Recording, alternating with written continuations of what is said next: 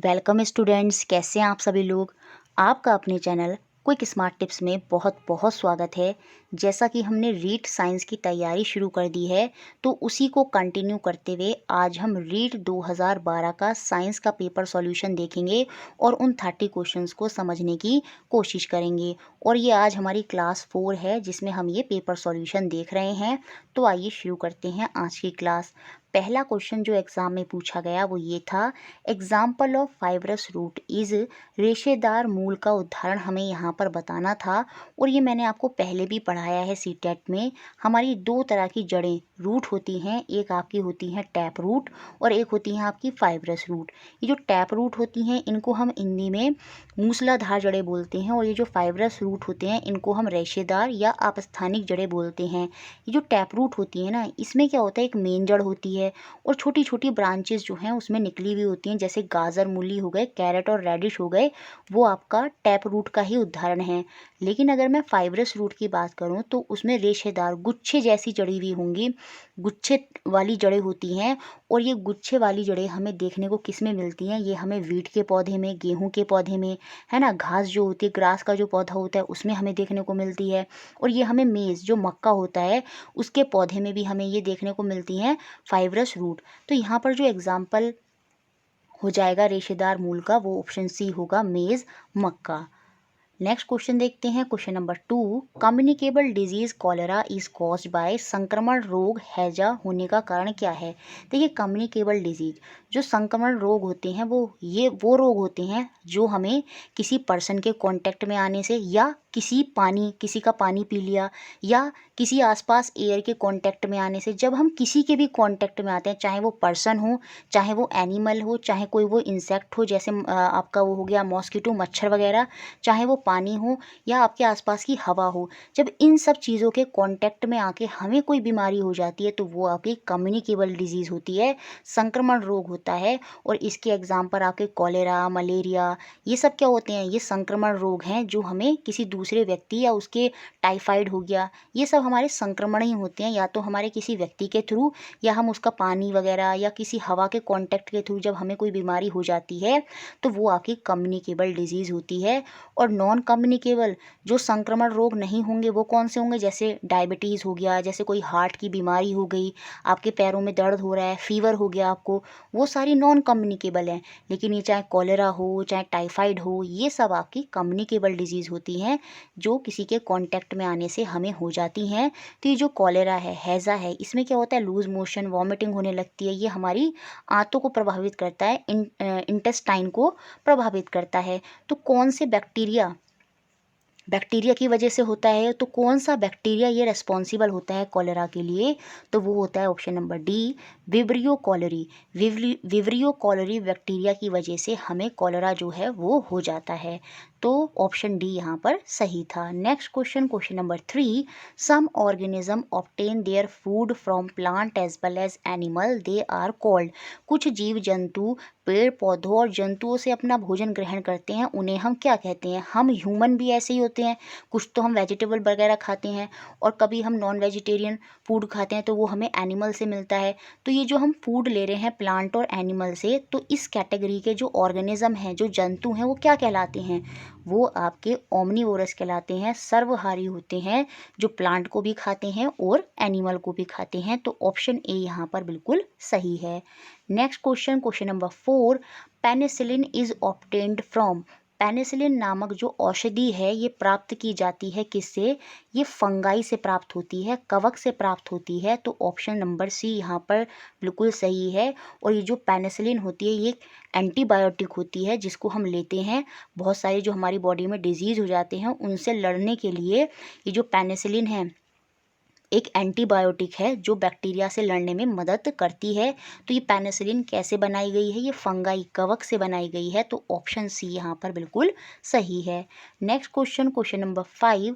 The transformation of larva into adult frog is known as metamorphosis. The metamorphosis is regulated by. ये CTET में भी बहुत बार question पूछा गया है। मेंढक के लार्वा का वयस्क से रूपांतरण होकर कायांतरण, उसको कायांतरण कहते हैं, ठीक है। ये कायांतरण का नियम होता है क्या? देखिए ये किससे रेगुलेट होता है? देखिए होता क्या है, मैं आपको समझा देती हूँ। एक छोटा टैडपोल, जो फ्रॉग का छोटा बच्चा होता है वो टैडपोल होता है और वो फ्रॉग में कन्वर्ट हो जाता है। जब ये टैडपोल होता है ना तो इसकी शेप बहुत अलग होती है, लेकिन जब ये मेंढक फ्रॉग बन जाता है तो शेप बहुत अलग हो जाती है। तो इस तरह का जो ट्रांसफॉर्मेशन हो रहा है लार्वा का एडल्ट फ्रॉग में, इसी को हम कायांतरण बोलते हैं, जिसमें एक सब्सटेंस बचपन में तो कुछ और दिखता है लेकिन वो बड़े होकर कुछ और बन गया, तो वो आपका कायांतरण है। और ये जो कायांतरण है ये तभी हो पाएगा पानी के अंदर जब उसमें क्या होगा, आयोडीन होगा। और आयोडीन उनको क्यों चाहिए होता है? क्यों? क्योंकि वो उनकी ग्रोथ में मदद करता है। तो थायरॉक्सिन हार्मोन, ये थायरॉक्सिन हार्मोन जो होता है यही एक टैडपोल को किस में कन्वर्ट करता है? आपका फ्रॉग में कन्वर्ट करता है। इसलिए क्वेश्चन ये भी बन जाता है कि जिस पानी में फ्रॉग टैडपोल जो है वो फ्रॉग बन रहा है तो उस पानी में क्या होना चाहिए प्रचुर मात्रा में? उस पानी में आयोडीन होना चाहिए। क्यों? क्योंकि ये जो इनका डेवलपमेंट हो रहा है, ये जो ग्रोथ हो रही है इनके अंदर, वो किससे होती है? वो थायरॉक्सिन हार्मोन से होती है। ऑप्शन ए यहाँ पर सही होगा। और इसके लिए क्या चाहिए होता है? उनको आयोडीन चाहिए होता है। और ये थायरॉक्सिन हार्मोन ही एक टैडपोल को किस में कन्वर्ट करेगा? फ्रॉग में, मेंढक में कन्वर्ट करेगा। और यही आपका मेटामॉर्फोसिस कायांतरण होता है। नेक्स्ट क्वेश्चन, क्वेश्चन नंबर 6 जो एग्जाम में पूछा गया, fuel deposit in large quantity under the ocean sea bed is called. समुद्र की तलहटी में भारी मात्रा में जमा ईंधन को हम क्या कहते हैं? उसे हम बोलते हैं clathrate.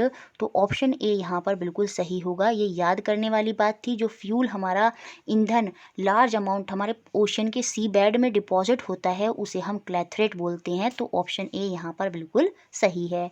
Next question, question number 7, और मैं इसको यहीं अच्छे से एक्सप्लेन कर दूंगी ताकि इस तरह का अगर क्वेश्चन आए तो आप उसको आसानी से कर दें। An object is placed between two plane mirror kept at 50 degree angle, how many image of object will form in the plane mirror? एक वस्तु 50 डिग्री कोण पर रखे गए दो समतल दर्पणों के मध्य रखी है। दो प्लेन मिरर हैं और वो इस तरह से हैं, 50 डिग्री के कोण पर रखी गई है एक ऑब्जेक्ट दो प्लेन मिरर के बीच में।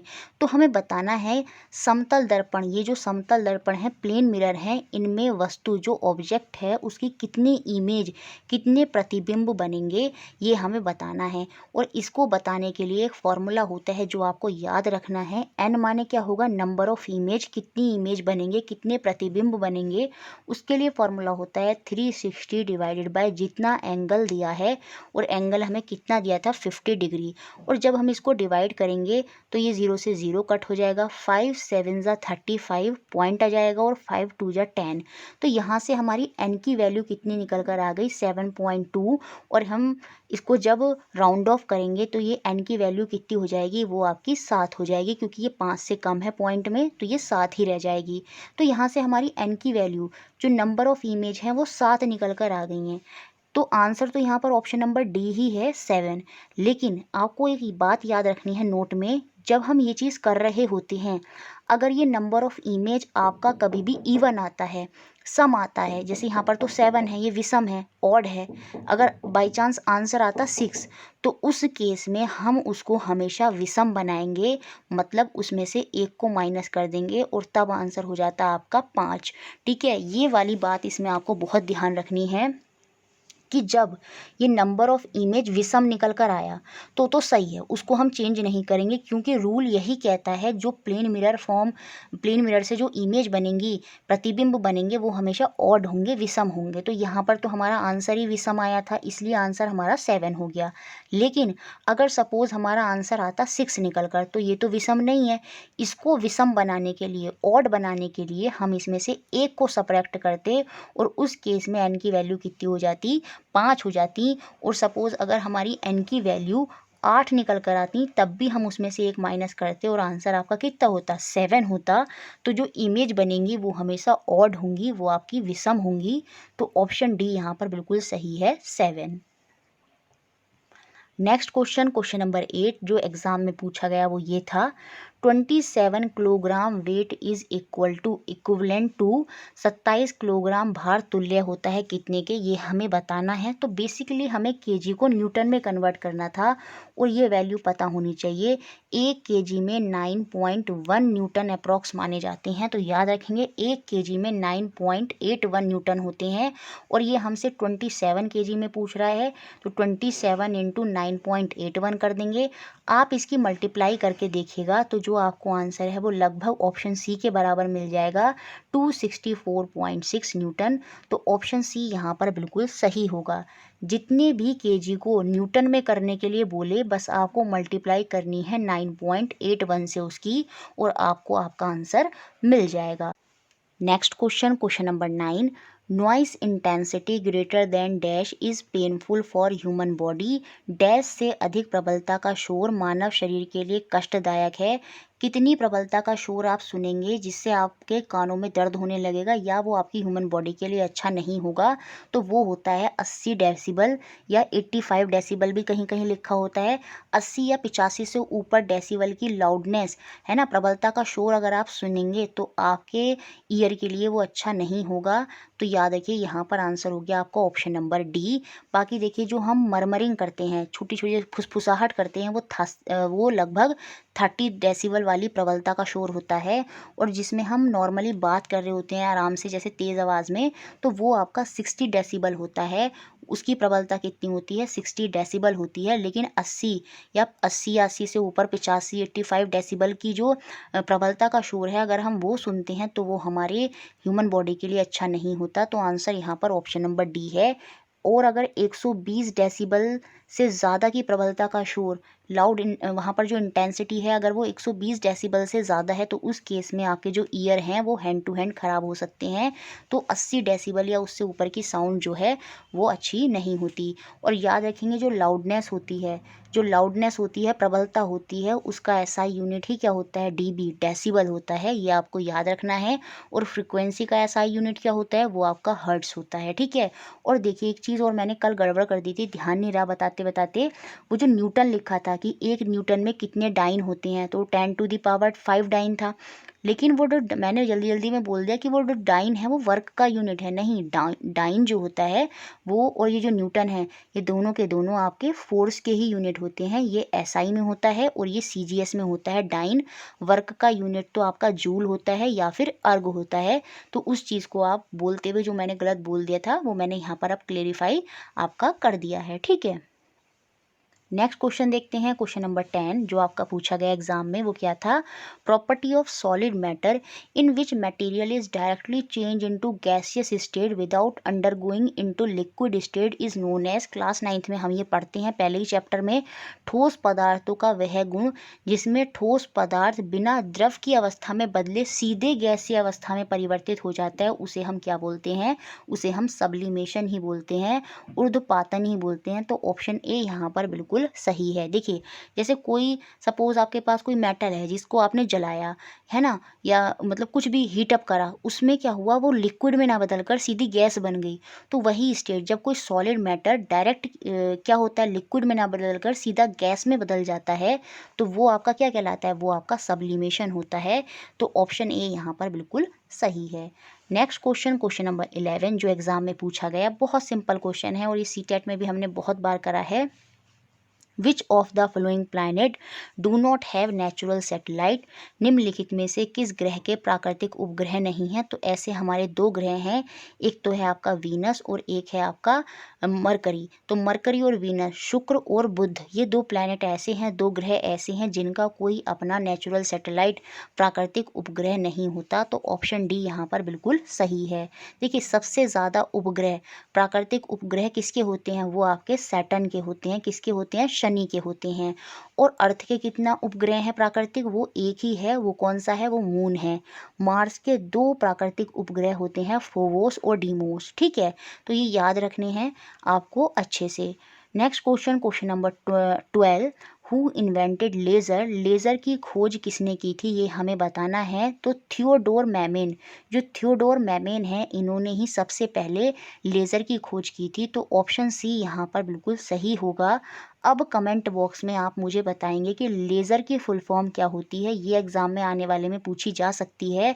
आपको नहीं पता है तो आप नेट से सर्च करेंगे और फिर कमेंट बॉक्स में लिखेंगे ताकि वो आपको याद हो जाए फ्यूचर के लिए भी। तो लेज़र की फुल फॉर्म आपको कमेंट बॉक्स में लिखनी है और यहाँ पर जो आंसर था वो ऑप्शन नंबर सी था। नेक्स्ट क्वेश्चन नंबर 13 जो एग्ज़ाम में पूछा गया, which of the flowing metal exist in liquid state at room temperature. निम्नलिखित में से कौन सी धातु कमरे के ताप पर द्रव अवस्था में पाई जाती है। तो कौन सा मेटल है, कौन सा धातु है। देखिए जो मेटल होते हैं नॉर्मली सॉलिड होते हैं, वो तन्ने होते हैं, है ना, आसानी से बीट करने पर फैल जाते हैं, जैसे एल्युमिनियम हो गया, आयरन हो गया। तो मेटल की प्रॉपर्टी होती है कि वो ठोस होते हैं, इलेक्ट्रिसिटी के अच्छे चालक होते हैं, है ना, ऊष्मा जो होती है, हीट जो होती है, वो उसमें आसानी से फ्लो हो जाती है धातुओं में से। लेकिन ये जो मरकरी होता है ना, ये लिक्विड होता है। क्या होता है, ये एक्सेप्शन है, ये सॉलिड स्टेट में नहीं होता, ये आपका लिक्विड होता है रूम टेम्परेचर पर। तो यहाँ पर जो आंसर होगा वो ऑप्शन नंबर बी ही होगा, आपका मरकरी। और यही मरकरी आपके थर्मोमीटर, जो क्लिनिकल थर्मामीटर होते हैं, डॉक्टरी तापमापी होते हैं, उनके अंदर भी मरकरी ही होता है। Next question number 14, example of thermosetting plastic is. और ये हमने सीटेट साइंस में बहुत बार करा था। थर्मोसेटिंग प्लास्टिक के उदाहरण कौन सा होता है। तो ऑप्शन सी यहाँ पर सही हो जाएगा, मेलामाइन और बेकेलाइट। दो बताए थे थर्मोसेटिंग प्लास्टिक, वो कौन से होते हैं, मेलामाइन और बेकेलाइट। देखिए दो तरह की प्लास्टिक होती है, एक होते हैं थर्मोसेटिंग प्लास्टिक और एक खाली होती है थर्मोप्लास्टिक। थर्मोप्लास्टिक तो नॉर्मली प्लास्टिक हो जाएगी, देखिए पॉलीथीन, पीवीसी, पीईटी, ये सारे के सारे उदाहरण हैं किसके, थर्मोप्लास्टिक के। ये वो प्लास्टिक होती है जिसको हम हीट करते हैं तो वो पिघल जाती है आसानी से, तो वो तो आपकी थर्मोप्लास्टिक होते हैं, जैसे पॉलीथीन, पीवीसी और पैट। लेकिन जो थर्मोसेटिंग होते हैं ना, ये आसानी से नहीं पिघलते, इनको पिघालना बहुत मुश्किल होता है, और एक बार पिघल जाते हैं तो ये फिर से ऐसा नहीं कि वापस उसी स्टेट में आ जाएंगे, तो वो आपके थर्मोसेटिंग प्लास्टिक होते हैं। और ये जो थर्मोसेटिंग प्लास्टिक है, ये आपके स्विचेज़ में, जो आपका टीवी का कैबिनेट होता है, वहाँ पर यूज़ करे जाते हैं, ताकि जो प्लास्टिक है वो आसानी से ना पिघले। तो उसके जो एग्जाम्पल होते हैं वो होते हैं आपके मेलामाइन और बेकेलाइट। तो यहाँ पर आंसर है option number C, melamine. Next question number 15, polymer of cotton is. कपास का बहुलक बताना है, क्या होगा। तो वो सीधा सा आंसर होगा ऑप्शन नंबर ए, सेलुलोज जो होता है वो आपका पॉलीमर होता है कॉटन का।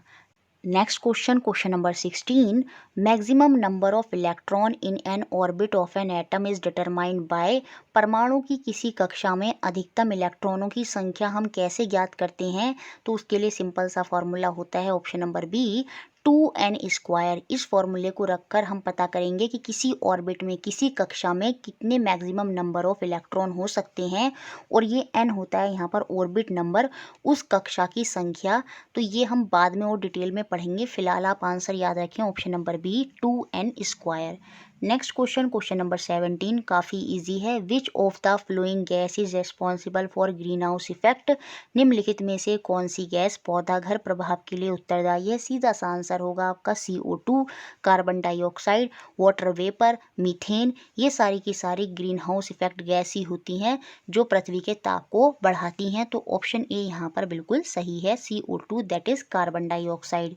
नेक्स्ट क्वेश्चन नंबर 18 जो एग्जाम में पूछा गया वो ये था, atomic number and mass number of element are 98 and 251 respectively. The number of electron, proton and neutron in an element will be. किसी तत्व का परमाणु क्रमांक और उसका द्रव्यमान संख्या जो है वो 98 और 251 है। तो इसमें इलेक्ट्रॉन, प्रोटॉन और न्यूट्रॉनों की संख्या क्या होगी ये हमें बतानी है। मैं यहाँ पर ही अच्छे से समझा दूंगी ताकि अगर ऐसा क्वेश्चन दोबारा आए तो आप आसानी से बता दो। सपोज कोई एलिमेंट है यहाँ, तो वो एलिमेंट तो बीच में रखा जाता है, उस एलिमेंट का जो एटॉमिक नंबर होता है, जैसे यहाँ पर उस एलिमेंट का एटॉमिक नंबर जो उसकी परमाणु क्रमांक है वो कितना बताया, 98, तो उसको तो हम नीचे रखेंगे इधर, ठीक है। उसके बाद जो इसका मास नंबर होता है किसी भी एलिमेंट का, द्रव्यमान संख्या होती है, वो हमारी ऊपर रखी जाती है यहाँ पर, तो ये 251 हो जाएगा, ठीक है। तो अब सपोज इसको ऐसे समझते हैं, ये x आपका एलिमेंट है, तो नीचे तो हम क्या रखेंगे, एटॉमिक नंबर, वो क्या दिया है क्वेश्चन में 98, और इसका एटॉमिक मास द्रव्यमान संख्या कितनी दी है इस एलिमेंट की, 251। और अब हमें पता करना रखना है क्या कि इसमें कितने इलेक्ट्रॉन, प्रोटॉन और न्यूट्रॉन हैं। तो पहली बात तो आपको ये पता होनी चाहिए, नंबर ऑफ इलेक्ट्रॉन और नंबर ऑफ प्रोटॉन जो होते हैं वो आपके बराबर होते हैं, और नंबर ऑफ इलेक्ट्रॉन वही होते हैं जो आपका एटॉमिक नंबर होता है, जो परमाणु क्रमांक होता है। और यहाँ पर परमाणु क्रमांक कितना है, वो आपका 98 है। तो नंबर ऑफ इलेक्ट्रॉन, जो नंबर ऑफ इलेक्ट्रॉन हो जाएंगे वो भी आपके कितने हो जाएंगे, 98 हो जाएंगे। अब नंबर ऑफ इलेक्ट्रॉन 98 हो गए, और मैंने आपको ये बात बता दी कि जो इलेक्ट्रॉन है और प्रोटॉन है वो समझ लीजिए भाई भाई हैं, दोनों सेम होंगे। तो प्रोटॉन भी क्या है, वो भी आपका 98 ही होगा। तो इलेक्ट्रॉन की वैल्यू तो एटॉमिक नंबर हो गया 98, प्रोटॉन भी उतने ही होते हैं जितने इलेक्ट्रॉन होते हैं। तो अब मुझे प्रोटॉन भी पता चल गए, वो भी मेरे 98 हैं। अब मुझे क्या पता करना है, मुझे अपने न्यूट्रॉन पता करने हैं। ये जो मास नंबर होता है ना, जो ऊपर लिखा था 251, द्रव्यमान संख्या, ये सम होती है किस किस का, प्रोटॉन का और न्यूट्रॉन का। किसका, प्रोटॉन का और न्यूट्रॉन का। इलेक्ट्रॉन तो मुझे यहाँ से पता चल गया 98, और सेम उतने ही प्रोटॉन होंगे 98, वो भी पता चल गया। अब मुझे पूरा टोटल पता है 251, और इसमें मुझे प्रोटॉन की संख्या पता चल गई है कितनी है, 98। और अब मुझे अगर न्यूट्रॉन की संख्या पता करनी है तो मैं क्या करूँगी, 251 में से 98 को माइनस कर दूंगी, तो वो मुझे पता चल जाएगी कितनी हो जाएगी, 153। तो आंसर यहाँ पर होगा ऑप्शन नंबर ए। जो मेरे इलेक्ट्रॉन होंगे वो तो आपका एटॉमिक नंबर 98 उतने ही होंगे, प्रोटॉन भी इलेक्ट्रॉन के बराबर होते हैं तो वो भी 98 होंगे, और न्यूट्रॉन क्या हो जाएंगे, क्योंकि मास नंबर जो होता है वो प्रोटॉन और न्यूट्रॉन का सम होता है, और प्रोटॉन मुझे पता चल गया 98 है, 98 plus n is equal to 251 के बराबर रखेंगे, और 251 में से जब 98 माइनस करेंगे तो आपको कितना मिल जाएगा, 153 मिल जाएगा, और वही आपके न्यूट्रॉनों की संख्या हो जाएगी। तो ऑप्शन नंबर ए जो है वो यहाँ पर बिल्कुल सही है। नेक्स्ट क्वेश्चन, क्वेश्चन नंबर 19, अच्छा क्वेश्चन है और नॉर्मल क्वेश्चन है, किसी और एग्जाम में भी नॉर्मली देखने को मिल सकता है ये question. Which of the following is used as artificial smoke और cloud at film and drama stage. Film एवं नाटक के मंच पर कृत्रिम धुआं अथवा बादल दर्शाने के लिए निम्नलिखित में से किसका उपयोग किया जाता है। तो वो आपकी लिक्विड नाइट्रोजन होती है, द्रव नाइट्रोजन, ये बिल्कुल याद रखना है। लिक्विड नाइट्रोजन यहाँ पर आंसर हो जाएगा option number D. Next question, question number 20, which of the following product is used for construction of road. निम्नलिखित में से कौन सा उत्पाद सड़क बनाने के काम में लिया जाता है, और ये हमने सीटेट साइंस में भी पढ़ा था। देखिए जिन बच्चों ने सीटेट साइंस की क्लास ली हैं उनके 20 में से 6 से 7 क्वेश्चन तो यहीं कवर हो जाएंगे, क्योंकि काफ़ी चीज़ें हमने पढ़ी हुई हैं। देखिए कंस्ट्रक्शन ऑफ रोड में पेट्रोलियम का एक प्रोडक्ट होता है जिसको हम क्या बोलते हैं, बिटुमेन, उसी का प्रयोग किया जाता है आजकल रोड बनाने में। पहले समय में कोल तार का प्रयोग होता था, लेकिन अब एक पेट्रोलियम का जो उत्पाद होता है बिटुमेन, उसका प्रयोग किया जाता है आपका क्या बनाने में, रोड्स को बनाने में। तो ऑप्शन बी यहाँ पर बिल्कुल सही है। देखिए पेट्रोलियम जो होता है उससे हमें पेट्रोल मिलता है, डीजल मिलता है, कैरोसिन मिलता है, हमें वैक्स मिलती है, पैराफिन वैक्स। ये जो पैराफिन है ना, ये भी हमें पेट्रोलियम से ही मिलती है। और ये जो बिटुमेन है ये भी एक पेट्रोलियम का ही प्रोडक्ट है। लेकिन ये जो कोक है, ये जो कोक है ना, ये आपका एक कोयले का उत्पाद होता है, कोल का उत्पाद होता है कोक, और उसी में आपका आता है कोल तार जो कि आपका कोयला या कोल का उत्पाद होता है। और उस कोल तार से ही नेफ्थलीन की बॉल बनाई जाती हैं। क्या, नेफ्थलीन की बॉल बनाई जाती हैं, जो आपके कीड़े मकोड़ों को भगाने में उपयोग होती हैं, मौत को भगाने में उपयोग होती हैं, नेफ्थलीन की बॉल। और ये नेफ्थलीन की बॉल आपको कोल तार से मिलती हैं, जो कि आपका कोल का उत्पाद है, कोल का एक प्रोडक्ट है। तो यहाँ पर तो आंसर आपका ऑप्शन नंबर बी था। नेक्स्ट क्वेश्चन, क्वेश्चन नंबर 21, और अब ये हमारे पेडागोजी के क्वेश्चन शुरू हो गए हैं, जिसमें पहला क्वेश्चन है, science is the investigation and interpretation of event और phenomenon that occur in natural environment and within our own body. अब mention definition of science is given by. विज्ञान नैसर्गिक वातावरण एवं हमारे अपने शरीर में घटित घटना एवं वार्तांत का अनुसंधान एवं व्याख्यान है, और ये विज्ञान की परिभाषा परिभाषा किसने दी है, तो ये परिभाषा दी है जे जैकोब्सन। तो ऑप्शन नंबर सी यहाँ पर बिल्कुल सही होगा और ये याद करने वाला ही है। इस तरह के जो क्वेश्चन होते हैं इनके आंसर आप दे भी सकते हैं, नहीं भी दे पाएंगे क्योंकि ये कुछ भी आपसे पूछ सकते हैं। तो यहाँ पर तो आंसर आपका जे जैकोब्सन था, option number C. Next question जो पूछा गया आपका पेडागोजी से वो ये था, who established the Indian parliamentary and scientific committee for improvement of science teaching. विज्ञान शिक्षण में सुधार के लिए इंडियन पार्लियामेंट एवं साइंटिफिक कमेटी की स्थापना किसके द्वारा की गई थी। अच्छा क्वेश्चन है। तो ये स्थापना की गई थी जवाहरलाल नेहरू के द्वारा। तो ऑप्शन ए यहाँ पर बिल्कुल सही है। Next question, question number 23, which of the following method is used for teaching science in present era of technology.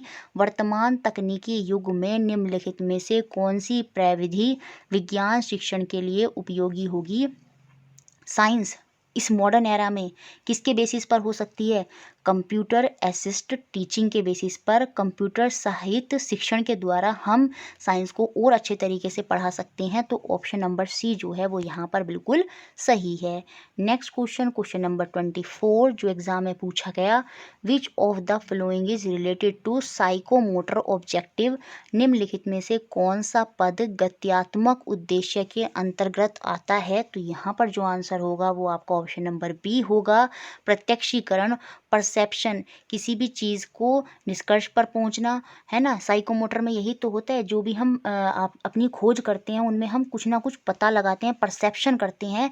तो प्रत्यक्षीकरण ही जो है वो साइकोमोटर में एक ऑब्जेक्टिव होगा, जहां हम कोई भी क्रिया कर रहे होते हैं, एक्टिविटी कर रहे होते हैं, उसमें हमारा मेन उद्देश्य यही होता है कि हम किसी निष्कर्ष पर पहुँचें, कुछ प्रत्यक्षीकरण हम करें, कोई चीज़ हम अनुमान लगाएं। तो वही होगा ऑप्शन नंबर बी यहाँ पर बिल्कुल सही होगा, perception. Next question, question number 25, और इसको इन्होंने गलत क्वेश्चन माना और जिसमें क्या हुआ, सभी बच्चों को बोनस मार्क्स जो हैं वो आपके दे दिए गए। ठीक है। नेक्स्ट क्वेश्चन, क्वेश्चन नंबर 26 जो एग्जाम में पूछा गया वो ये था, विच of the following method is not child centred method. देख रहे हैं पेडागोजी के काफ़ी क्वेश्चन क्या हो रहा है, रीट एग्जाम में एज इट इज़ रिपीट होते हैं, थोड़ा सा चेंज कर कर। इससे पहले पेपर में हमने पढ़ा था कि कौन सा चाइल्ड सेंटर्ड मेथड है, तो वहाँ पर प्रोजेक्ट विधि, लेबोरेटरी, डोमोन्स्ट्रेशन, ये सारे के सारे चाइल्ड सेंटर थे। लेकिन जो चाइल्ड सेंटर नहीं होगा वो कौन सा होता है, उस क्लास में भी मैंने बताया था, वो आपका लेक्चर मेथड होता है, व्याख्यान विधि होती है। क्योंकि इसमें टीचर बोल रहा होता है और बच्चा सिर्फ सुन रहा होता है और वो एक्टिवली पार्टिसिपेट नहीं करता, जिसकी वजह से वो उसमें एक्टिवली इन्वॉल्व नहीं होता। तो लेक्चर मेथड में साइंस सेंटर, वो बच्चा सेंटर में नहीं होता, चाइल्ड सेंटर में नहीं होता, टीचर वहाँ पर सेंटर में नहीं होता है। तो नॉट चाइल्ड सेंटर मेथड कौन सा हो जाएगा, ऑप्शन नंबर ए यहाँ पर सही हो जाएगा आपका, लेक्चर मेथड, व्याख्यान विधि। Next question, question number 27, which of the following is not a demerit of project method. निम्नलिखित में से कौन सा प्रोजेक्ट पद्धति का दोष नहीं है, ये हमें बताना है। तो जो प्रोजेक्ट पद्धति है उसका दोष क्या नहीं। देखिए प्रोजेक्ट पद्धति में हमें बच्चों को इकट्ठा करना होता है, प्रोजेक्ट होता है, प्लानिंग होती है, फिर हम निष्कर्ष पर पहुंचते हैं। तो वो काफ़ी एक लंबा प्रोसेस है, तो कॉस्टली भी है ना। और क्या होता है, शिक्षण अपूर्ण एवं विसंकलन होता है, डिसकंटिन्यूअस होता है, और टीचर जो है यहाँ पर पूरी रूप से शामिल नहीं होता है ना। और प्रोजेक्ट में क्या होता है, कार्य दे दिया जाता है ना, और वो डिसकंटिन्यूअस है, ऐसा नहीं कि रोज़ हो रहा है, उसमें कार्य दे दिया गया तो हो सकता है बच्चे ने आज करा, बच्चा नहीं करेगा, तो ये इसकी एक डिमेरिट है। अवेलेबिलिटी ऑफ रेफरेंस बुक, देखिए प्रोजेक्ट कार्य तो आपने दिया है लेकिन बच्चे क्या करेंगे, डिट्टो नेट से जाएंगे और उसको कॉपी कर देंगे, जिसकी वजह से क्या होता है, ये प्रोजेक्ट मेथड जो है सफल नहीं हो पाता। तो ये भी इसकी एक डीमेरिट है। लेकिन इसका जो डीमेरिट है, जो इसका दोष है, वो ये नहीं होगा रिलेट विद रियल लाइफ, ये कोई इसका दोष नहीं है, ये तो एक इसका पॉजिटिव पॉइंट है कि हमें वास्तविक जीवन से जोड़ता है। तो ऑप्शन डी ही यहाँ पर जो है हो जाएगा, ये कोई भी डीमेरिट नहीं होगी आपकी प्रोजेक्ट पद्धति की। Next question, question number 28, how many main steps are followed in project method. परियोजना विधि में कितने मुख्य सोपान प्रयुक्त होते हैं, ये हमें बताना है। तो यहाँ पर जो आंसर होगा वो ऑप्शन नंबर बी होगा, 4 सोपान होते हैं जो मेन स्टेप होती हैं। सबसे पहले प्रोजेक्ट विधि में क्या होता है, हम क्या करते हैं, जो सिचुएशन होती है उसको क्रिएट करते हैं।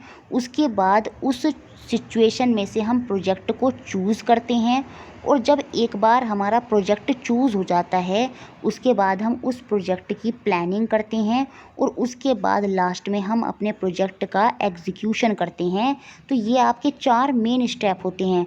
उसके बाद इवैल्यूएशन भी होता है, रिपोर्ट भी तैयार होती है, लेकिन वो मेन स्टेप में नहीं आएंगे। तो मेन स्टेप तो वो आपके 4 ही होंगे। सबसे पहले हमने सिचुएशन क्रिएट करी, फिर हमने प्रोजेक्ट को चूज़ करा, फिर प्लानिंग करी और लास्ट में हम उसको एग्जीक्यूट करेंगे।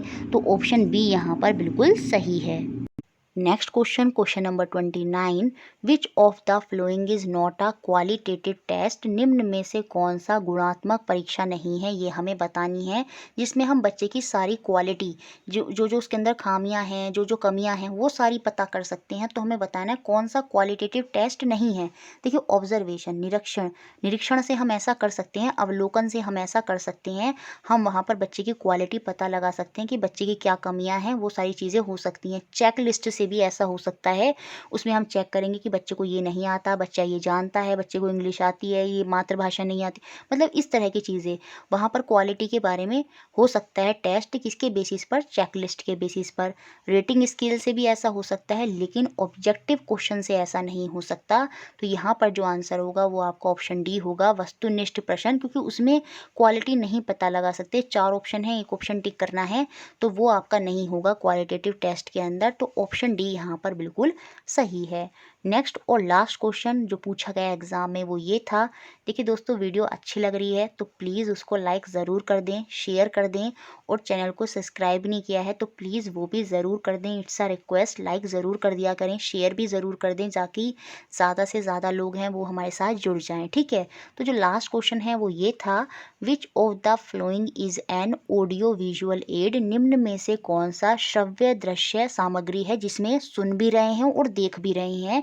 तो वो आपकी डॉक्यूमेंट्री फिल्म ही होगी, वृत्त चित्र होगा, क्योंकि जब कोई फिल्म चल रही होगी तो उसमें आप देखेंगे भी और सुनेंगे भी। तो ऑप्शन ए यहाँ पर बिल्कुल सही होगा। तो इस तरह से ये हमारे 30 क्वेश्चन थे जो रीट साइंस 2012 में पूछे गए। आई होप आपको वीडियो अच्छी लगी होगी और क्वेश्चन समझ में आए होंगे। इसी तरह से हमारे साथ जुड़े रहना है। Thank you for watching.